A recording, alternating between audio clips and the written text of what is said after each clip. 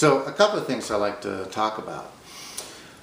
The first is this idea that you present that contraception is readily available and that the cost of contraception is insignificant.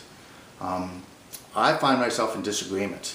We're not talking about condoms, we're not talking about prophylactics, we're talking about prescription medicine that alters a woman's hormones, or devices that have to be surgically inserted, okay?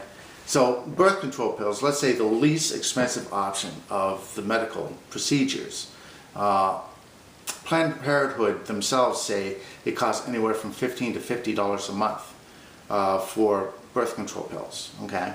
So maybe for you and for me, maybe that's not very significant, but for a college student, someone struggling through school, someone struggling in this economy, maybe it is significant, okay? And not to be just hand waved and say, oh, why are we even bothering talking about this? For someone else, it could be significant, okay? The idea that they're readily available, as I said, they're a prescription and they have to be administered under medical supervision, which requires not only the prescription to get the pills, but the medical checkups in order to make sure that they're not having an adverse effect on your health. In fact, there's a variety of different birth control medications that are available for the pure and simple fact that not all of them work on certain women and not all of them are healthy for certain women. So there's certainly lots of evidence to suggest that that birth control is something that requires a certain degree of medical supervision, which is not cheap, okay? Not under any stretch of the imagination. So, and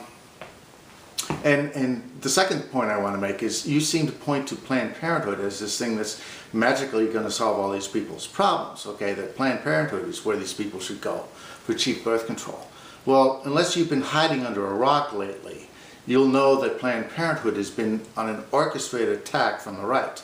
We're trying to smear them as abortion factories, okay? I don't know whether or not the right wing is going to be successful in shutting down Parenthood. I know they were successful in shutting down Acorn. But, you know, that time will only tell whether or not they succeed in shutting down Planned Parenthood. Evidently, a lot more people have experienced and exposure to Planned Parenthood and are not buying the story, as it were, okay? But, you know, the right wing has this habit of smearing any secular charitable organization. They do it because, hey, they compete with churches, okay? The church wants a monopoly on charitable organizations in order to indoctrinate more people who are forced to go there for one reason or another, okay? So, you know, I understand this. I understand that the right is basically in the tank with all the churches and trying to eliminate the government or any sort of secular charitable organization trying to help people, because in their minds the church should be helping people and indoctrinating them at the same time, okay? I get that, all right? So using Planned Parenthood as this platform on which to rest your argument, that's not a very sturdy platform, because it's constantly being undermined by your party, okay?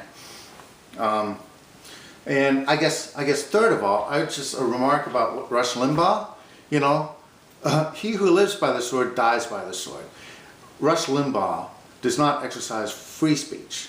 He exercises paid speech, okay?